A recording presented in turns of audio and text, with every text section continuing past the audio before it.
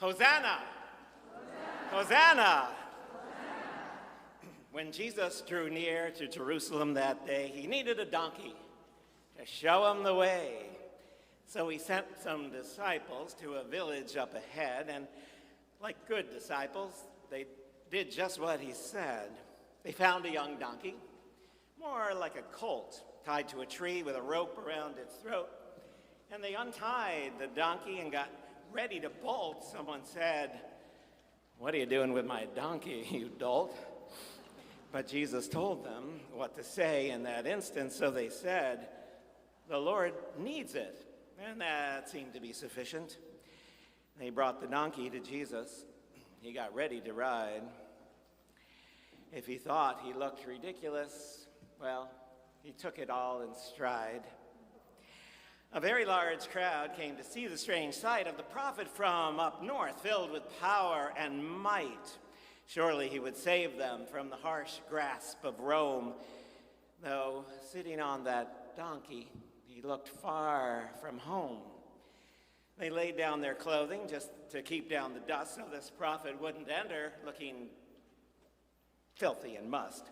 The crowd kept gathering on both sides of the road, and they shouted, "Hosanna!" That's not hard to decode. Hosanna means save us. Save us now if you can. Surely God's prophet would have some sort of plan. But the best translation comes out in a yelp. When people say Hosanna, they really mean help. When he rode into Jerusalem, the city was shaking. They were ringing those bells because the earth itself was quaking. After 200 years of cruel Roman rule, that town was like a fire that just needed more fuel. But a leader on the donkey, what was that all about? And some grew suspicious and they started to shout, "Who's this bearded guy, this upstart from upstate? If he's coming here to save us, then he's coming too late." The Pharisees worried as the crowd increased. "Hey, rabbis, tell your followers to desist and decease." Jesus answered, "The stones themselves would take their place if they ceased. If only you people knew the things that make for peace. That's why I came. I came to teach the things that make for peace. If only we would ever learn those things that make for peace." On that first Palm Sunday, Jesus must have been elated to see the numbers of followers turning out to welcome him to the holy city of Jerusalem. It must have been a source for him of validation and comfort and even inspiration that day. Except for one thing. Jesus knows people. Jesus knows people too well. Jesus knows us too well. He knows that the kind of religious and political fervor on display that day in Jerusalem can easily provoke a reaction of violence.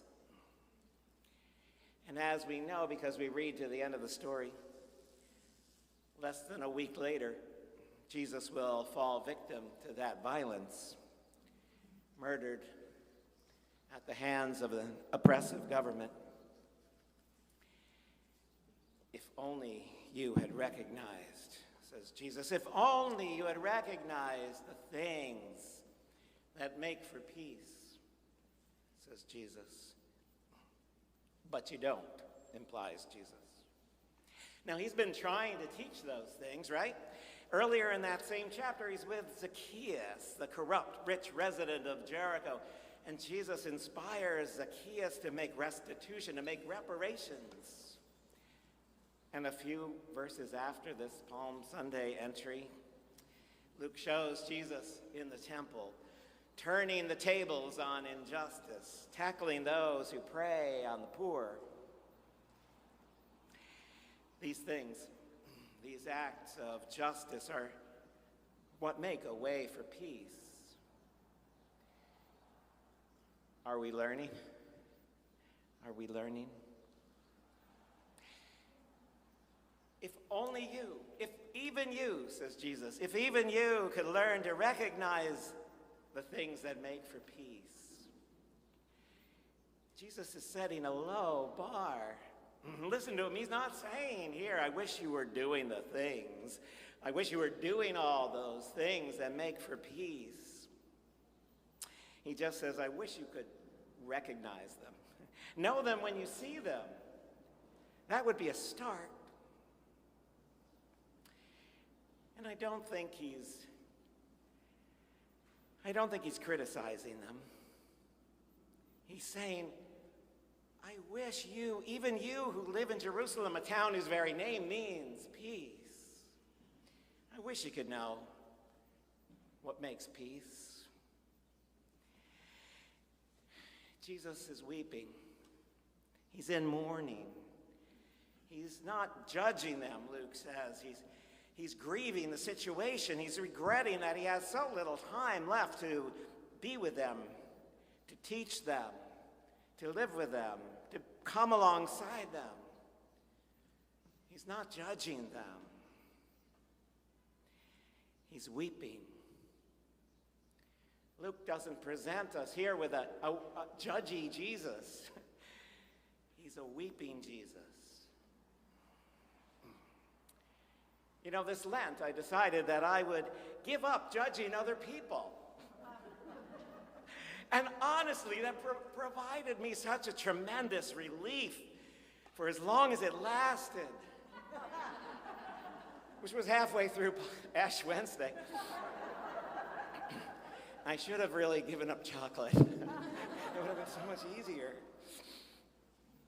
What makes for peace? Not judging, but listening, understanding, paying attention, caring, realizing our interdependence on each other. What makes for peace? Doing justice. Reaching out, picking up people that other people put down. Sticking up for people that other people marginalize and ostracize, and sometimes that means sticking up for ourselves. What are the things that make for peace? The things Jesus did are the things that make for peace: healing, helping, teaching, learning, walking with people, accompanying people in difficult times and situations. We have to practice those things. We have to do those things and get used to doing those things. Our son Harry had a high school biology teacher who used to say, you're not going to learn to play the guitar by staring at it. You have to interact with the material, even if that meant, a dead frog. You have to interact with the material. How do we recognize the things that make for peace? By doing those things that make for peace. So what makes for peace? Speaking out, sitting in, marching on. A couple of us from the church got involved this week in finding a place on Staten Island for the members of the newly formed Amazon Workers Union to meet. You might think of that, or you might not think of that as a spiritual act particularly, unless you remember that the Methodist movement has been involved in workers' rights from the beginning of the labor movement, which makes sense for a church that organized among exploited laborers in England and later in America. After a few back and forths with Karen Collins and George McLean, this old Union song with origins in the 1860 miners' strike popped into my mind. Step by step, the longest march will be won, will be won. Many stones can form an arch, singly none, singly none. And together what we will can be accomplished still. Drops of water turn a mill, singly none, singly none. As you'll hear in a moment, tomorrow is the New York City stop for the Poor People's Campaign. The MORE Tour, M-O-R-E, mobilize, organize, register, and educate people. A tour in preparation for the Poor People's Campaign Moral March on Washington this coming June. And so we'll gather here at church at 4:15 tomorrow, and we'll go downtown to Bowling Green together to join the Reverend Liz Theoharis and Bishop William Barber. How perfect a spiritual activity that will be for the day after Palm Sunday, for the day after we celebrate that first Palm Sunday moral march on Jerusalem. Luke's gospel makes it clear that that Palm Sunday march, a peaceful march, was also a challenge, a direct challenge to those in power who were using that power to keep people down. And so, while the message of Palm Sunday is indeed a spiritual message, a religious message, it is also fundamentally a political and economic and social message. It was for Jesus. It is for us. At a time when we are being made more aware every day of the cruel reality of war, can we learn instead the things that make for peace? At a point in the pandemic when many people are weary and reluctant to make any sacrifice for the common good, how powerful it can be to catch glimpses of the things that make for peace.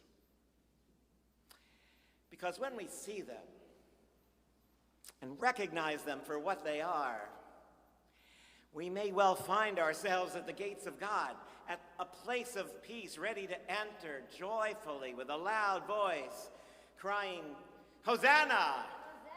Hosanna! Hosanna! Hosanna! Let's practice the things that make for peace and enter God's gates with thanksgiving and praise. Amen. Hosanna!